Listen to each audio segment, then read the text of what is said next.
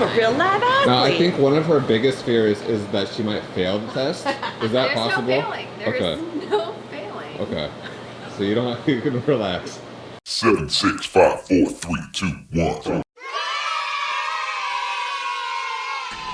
Make impossible possible. That is what I have been doing for the last 3 years. I have been chasing down this dream of mine to qualify for the Boston Marathon, to run a marathon in 3 hours. And when this started, it was 3 hours and 35 minutes, but now my qualifying time is 3:30. When I started this crazy epic journey, my personal best marathon time was 3:59, and I brought it down to 3:42. But the last 2 years have been rough. They've been laden with injuries and crashing and burning and heartache and frustration and breakthroughs and all the things.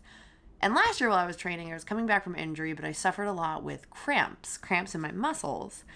And it was suggested to me that I get a sweat test. And I thought it was a great idea, but I didn't really think too much of it because I didn't think I was a serious enough athlete to do something like that. Well, cut to a couple weeks ago, my coach, Rebeka Stowe, she talked to me and she said, no, if it's available to you, you should do it. You should get as specific as possible. You're working your ass off. Why wouldn't you try to figure out like exactly what you can do to set yourself up for success? So I said, that's a great point. So I talked to my physical therapist, Michael, at Finish Line Physical Therapy, who is running the Chicago Marathon with me this year. He's pacing me. He's there to walk me off ledges and tell me knock jokes and keep me like in it to win it. I asked him what if we could do it, and he said, hell yeah, let's do it.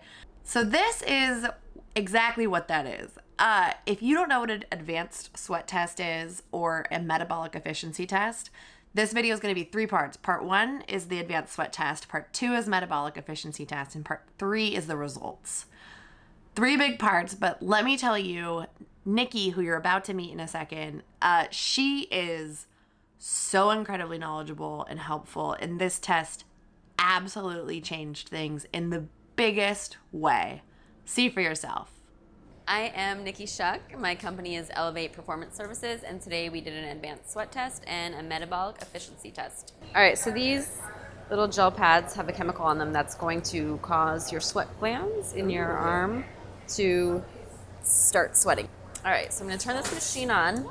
You're gonna feel a little... It's a lie detector test. You can rest your arm here, yeah. But you're gonna feel like maybe a little buzzing. Okay. If it bothers you, let me know. It shouldn't. Okay. But that's just a little current to kind of get the chemical to move into the top layer of skin there. How's it feel?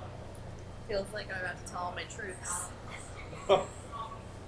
Man, so it's dual purpose. It's sweat test and a lie detector? Yeah, ask me questions. So with the sweat test, there are 2 parts for us. So this is inducing sweating on your forearm. After we do that, I'm going to put on this collection device to collect your sweat.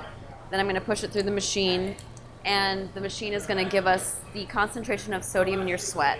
So it's going to be in terms of concentration. So milligrams of sodium per liter of sweat. So every time you lose 1 liter of sweat, you will lose the same amount of sodium, right? That's one piece. That's the genetic piece. That's not going to change over your lifetime. The piece that changes is your sweat rate. So how many liters are you losing? Yeah. Based on weather conditions, based on the intensity that you're going at, based on sometimes, you know, your hydration status or what you might have eaten. Once we get your number, I'm going to have you do some sweat rate tracking as well. So when you lose weight in a workout, that's all water weight. Yeah. It's all based on how well you stayed hydrated, that kind of thing. Poorly. It's always poorly. So what you do is, for a workout that's 60 to 90 minutes, no longer than that, ideally you're going to be doing it in a workout that's going to resemble race pace or faster, and race conditions, so probably warmer, right? Yeah. Warmer. So you're going to weigh yourself with no clothes on before the workout. Okay. Do you have access to a scale? Mm-hmm. Okay. And you're going to log that data, and then you're going to weigh yourself after, no clothes on as well. If your hair holds on to sweat, try to towel it dry. Okay. Just so that doesn't skew how much you lost. If you do drink anything between those weighings, you're going to log that here. So try to use the bathroom before you weigh yourself, Okay. but not in between. Gotcha. You're going to put in the duration of the workout. So if it's 60 minutes, just put 6-0. Don't make any fancy like time. Otherwise, it'll make the results look a little weird. And then notes. So, what was the intensity? Were you outside? Were you inside? What was the temperature, humidity, that kind of thing? Any other notes that are going to be important for that workout, right? So you put that in up here. Once we have your number, this will all populate down below saying, based on your number, based on your concentration of sodium in your sweat, then per this workout, how much sodium did you really lose? And therefore, what do you need to replenish if this is indicative of your sweat rate? So, doing maybe like 3 of these would be good to see, okay, this is what your sweat rate looks like. And, then we have the data based on that. Cool. And we'll see then, when you are racing and your longer training runs, how much you really need to be replenishing during. So I'm going to push her sweat through the analyzer. So this is the concentration of sweat, but this is in millimolar. And so then we'll convert it to milligrams per liter. Ooh, so I'm below average. Just as in terms of genetics. I strive to be below average in everything I do. Combined with your sweat rate can be a significant amount. So this will go through a lot of different, we'll give you a lot of different information on what your strategy should be. So it recommends precision hydration products, which I highly recommend. Oh, you do? I do. And the reason why they're great is because the difference between them is the concentration of sodium, so that you can pick the one that matches you, whereas something like Noon or Gatorade or all the other products are just one concentration. Yeah. And so it doesn't match for, where people fall genetically and what they need. And it can be easier to get the amount of sodium you need in, as opposed to just like loading up a ton of another product, right? This report will give you a lot of information, racing, training, cramping, and it's excellent. They are very smart and they are the sweat experts. So I recommend reading that. We'll put your number in your sheet. This is yours. 757. You think you're going to be below average? Based on him, he's going to be lower than you. Based on him, the fact that he doesn't take any electrolytes and has No problem. not done poorly over his lifetime in situations. So you're going to be far below average. I think you're going to be low. But it could also be the combination of his number, and then he also thinks that he doesn't sweat very much. So Must be nice. It's that male privilege. That's what they're talking about when they say male privilege.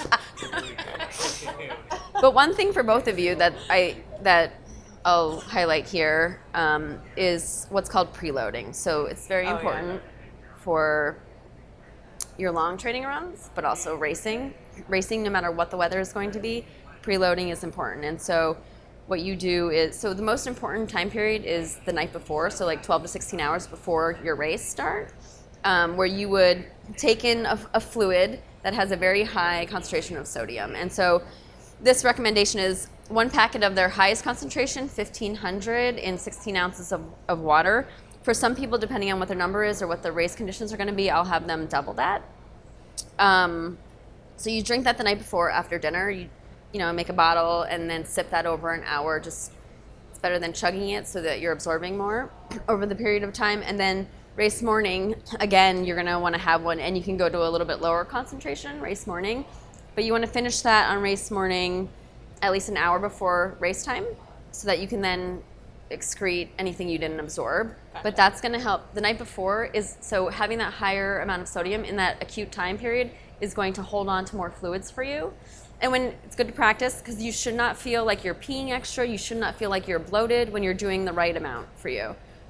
So then when you're starting the race, you're in hyperhydration, you have more fluids to get rid of, and so then the effects of losing water is going to hit you later. So this is That's what you want. Yeah. Because I'm never doing this again. Said everyone right before their race. Yeah. All right. So sweat testing is over. Okay. You passed.